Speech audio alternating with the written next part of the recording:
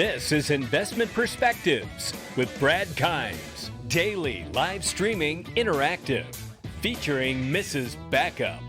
Subscribe, hit the notification, smash the likes. Now, here's Backup Brad Kimes. Come on in.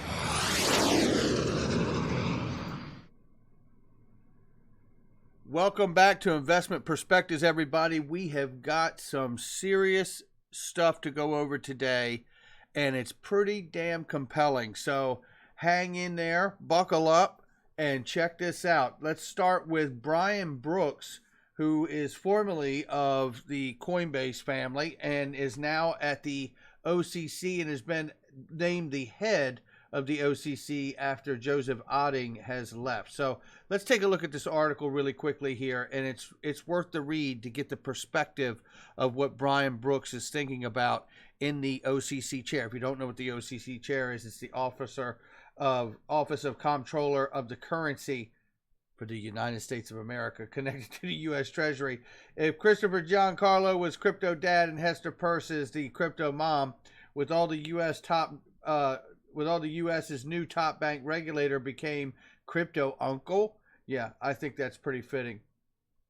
Brian Brooks, the former Coinbase legal chief, took office as acting comptroller of the currency at the end of May, barely 2.5 months after being appointed first deputy at the federal banking agency. In that time, he's already publicly suggested a federal payments charter for fintech companies, asked state and local governments to consider lifting the pandemic lockdowns to protect the banking system, and published a request for public input on how banks look at crypto. The first proposal might be Brooks' most ambitious, creating a federal regulatory framework for tech firms offering some services traditionally offered by banks, something industry advocates have long sought but recognized as publicly hazardous. A single federal framework would preempt the 50 different state-level money transmitter licenses that companies, including crypto exchanges, currently have to obtain. The state requirement requires exchanges to roll out services slowly, dependent on the different approvals rather than their technology stacks and scalability. Since the OCC's founding in 1863, banks under its charge have been allowed to operate across state lines, but non-banks looking to operate nationally must secure the numerous state licenses. Now, that is a perfect example of the kind of regulatory hurdles that are put in place so other non-bank entities have trouble doing the same thing that banks do. That's how the big boys do it. Brooks told Coinbase he views the OCC's role as keeping up with developments in technology in other areas and ensuring the national banking regulatory framework remains flexible to new tools and how they are being used. My job here is not to protect incumbents, and it's not to preserve the status quo, Brooks said. You know, I'm not curating a history museum here.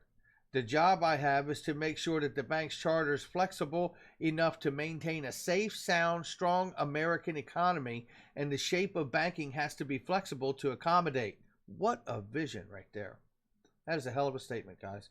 Part of this evolution includes the fact that banks aren't the only entities providing what were traditionally seen as banking services, he said, noting technology companies like Stripe provide payment and lending services. Banks themselves have been changing as well over the past several decades. There are banks that aren't significant depositories, including trust banks and credit card banks. There are also more entities that operate nationally rather than just on a state level. Some of his ideas, including payment charters, stem from this need to keep up with times, he said. Asked what other areas of crypto the OCC might look into, Brooks mentioned the wild frontiers of decentralized finance, DeFi, and lending as two examples. DeFi is in its real infancy. None of that's yet scaled, and yet it is the most interesting thing happening in crypto, he said. It is possible to deliver a full suite of financial services by algorithm without any central ledger keeper. And that is remarkable. I had this talk with Ethan Beard when we were at Swell, who is the head of development there in Spring. And let me tell you something, we had a great conversation about how, DeFi, I believe, is going to be something that is bigger than crypto itself when you think about it. Mickey B. Fresh and I have also talked about this many times. So really something to keep an eye on, the development of regulatory standards coming out to help support the framework for DeFi as well. Keep an eye on that. A digital dollar issued and maintained solely by the Federal Reserve misses the promise of the digital dollar because it would be centralized token that is not much different than another electronic ledger, he said. Interesting point. Brooks suggested payments charter would essentially let fintech companies operate under a single national regulatory regime rather than seek 50 different state-level money transmitter licenses. Now, how about that for speeding up adoption? National platforms are bigger, more stable, more competitive for scale businesses, he said, adding, so my thinking on the charter issue is that there are certain kinds of companies that are engaged in inherently borderless activities, payments. AI, for example, crypto is an example there. If they're engaged in the financial business and they're doing it across state lines, wouldn't it be important for my agency to create a national license that allows me to do that business on a national basis, subject to the same kind of supervision that traditional banks are subject to? Wow, it's coming. OCC's last attempt at fintech charter was a third rail of sorts. Proposed in 2016, it would have explicitly allowed fintech firms to apply for bank charters and provide direct lending services. The charter was blocked by a number of state regulators, shocker, including the New York Department of Financial Services, and remains in legal limbo while it sits before the United States Court of Appeals for the Second Circuit. At least one federal judge has already ruled against the OCC. Brooks anticipates some opposition from state-level regulators if he were to formally pursue a payments charter, and he said at least some of the opposition will come from the fact that states generate revenue by licensing entities.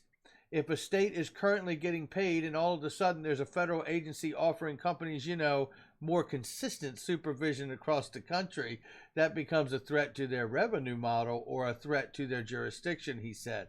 And I think it is more about revenue. In Brooks' view, this shouldn't be a concern for states. The U.S. has already had a dual banking system in place since around the time of the Civil War when the OCC was created, he noted. There are many banks chartered by states out there because it's the right business model for what they're focused on, he said. If you're focused on the local and regional business, it makes sense to have state charter. If you're focused on a national business, it probably makes more sense of a national charter, and I don't think there's any tension between those two concepts. Now, that's pretty remarkable. Now, listen to this.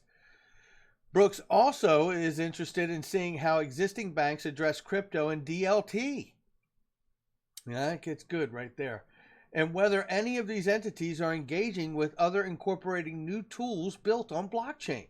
Last week, the OCC published an advance notice of proposed rulemaking soliciting feedback on a number of issues, including how crypto and distributed ledger tech interact with the existing banking system. While notice explicitly excluded feedback on the payments charter, Brooks said he is still looking for comments on that proposal as well. In particular, he expects feedback on what requirements and regulations would be needed to make the charter effective, such as if a company needs access to the Federal Reserve payment rails to be able to provide a better payment service. My thought is if those companies are doing those services, which historically were done by banks, and those companies have to cobble together the legal structure to operate on, that is a patchwork of state-by-state stuff, he said. Maybe what makes more sense is to bring those companies into the supervised banking system. Wow. Yeah, Brian Brooks, shout out to this guy. I mean, just all over it for sure. All right, and then it goes on to talk about the recent connection with JPM Morgan, providing banking services to Gemini and Coinbase, and that there's still a lot of hesitation amongst the banking system to come out here and to offer banking services to other crypto-like businesses or business models. So definitely interesting stuff in this article, and I'm going to cut it right there because that is the heart of the article right there. Great article. Check it out. Now, that is in the domestic level where the mindset is of the Office of Comptroller of Currency connected to the U.S. Treasury. Here is the United Nations. Blockchain experts say digital cash could replace bank accounts. And it goes through here and talks about the advantages of being able to bank the unbanked, essentially, to provide that banking service to a lot of people who don't have banks at this time. It also talks about the dangers and the efforts of other entities. So like it talks about, and I'm not going to read this whole thing. So it does touch on the fact that we all covered Visa exploring patents about having their own digital currency, which was really, if you dig down into the patent, it was really more about them being able to convert the paper fiat dollar into a digital dollar, which they don't control the dollar. So I think they would need the government's okay on that end of it. So, but it does, if you look at that itself looks like a way for that to be a real pivotal spot with the Visas and potentially MasterCards, where they could be a collector of the paper fiat and help them convert to a digital, turn the paper money into the treasury, and issue a digital dollar once all of this is in place. It'd be a great way to repatriate the money, it seems like to me. A little early to see, but it's still, and it talks about the pressure of the Chinese yuan having a head start on everybody else. Let's keep going. So now this is a picture of what is to happen Thursday. This is an announcement and a publication about the Task Force on Financial Technology will hold a virtual hearing entitled Inclusive Banking During a Pandemic, Using Fed Accounts and Digital Tools to Improve Delivery of Stimulus Payments on Thursday, June 11th, 2020 at 12 o'clock. So that's tomorrow at 12. On the virtual meeting platform Cisco WebEx, this single panel hearing will involve the following witnesses, and you will notice the Honorable Chris Giancarlo from the Digital Dollar Project will be attending. Now, as one of the witnesses. Now, let me take you to Mickey B. Fresh Post from yesterday, and this, ladies and gentlemen, is straight fire. Now, this is the gentleman that is heading up, him and his brother and others, heading up the Digital Dollar Project, released a white paper on a digital dollar. I want you to listen to what he says, because what this comes down to is a standard set of protocols. I have not been shy on this channel that everything runs on the ledger.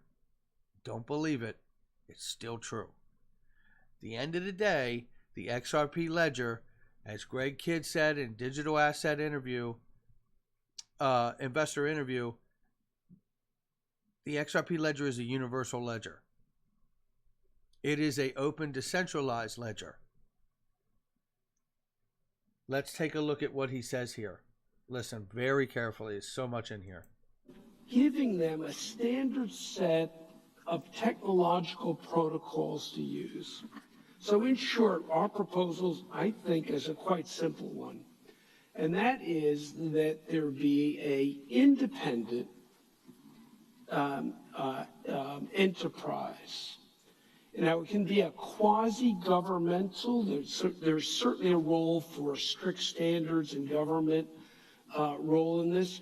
But having been in the government, knowing how difficult it is to actually do technological innovation in government, being a representative of government that couldn't build a medical website, and after 3 tries eventually went to the private sector to get it done. This has really got to be built, if it's going to be built on time and built, it's got to be built with private sector involvement. On time and built, it's got to be built with private sector involvement. But that entity would make those standard protocols available to the entire existing financial ecosystem. Entity would make those standard protocols available to the entire existing entity would make those standard protocols available to the entire existing financial ecosystem. Now, who has something that could they offer like that? Oh, that's right. Ripple. Yeah, the ILP and the XRP ledger. Keep listening. He's not done yet. To banks, payment providers, others, standard set of protocols, and an ecosystem. To banks, payment providers, others, standard set of protocols. And it would not be in the business of collecting data. It would be in the business of developing technology only. Now, it would not be in the business of collecting data. It would be in the business of providing technology only. Maybe that's why Ripple now calls themselves a blockchain infrastructure company. Does he say Ripple at any time in this? No. Does he say XRP at any time in this? No. But I tell you what, I dare you to give me a solution that has the amount of partnerships, liquidity available, and the scalability and the interoperability and security and efficiency that the ILP and the XRP ledger has. I'll wait. The relationships that people would have with their providers would be their existing relationships today, but who knows what new entrants to come. And it would work through the existing regulated system. So the existing regulated system. It would work through the existing regulated system. Brad Garlinghouse said at the New York Economic Club meeting that we are already behind the firewall of the banks. We are already working within the existing regulatory compliance. Bank regulated system. So bank regulated enterprises, other regulated enterprises.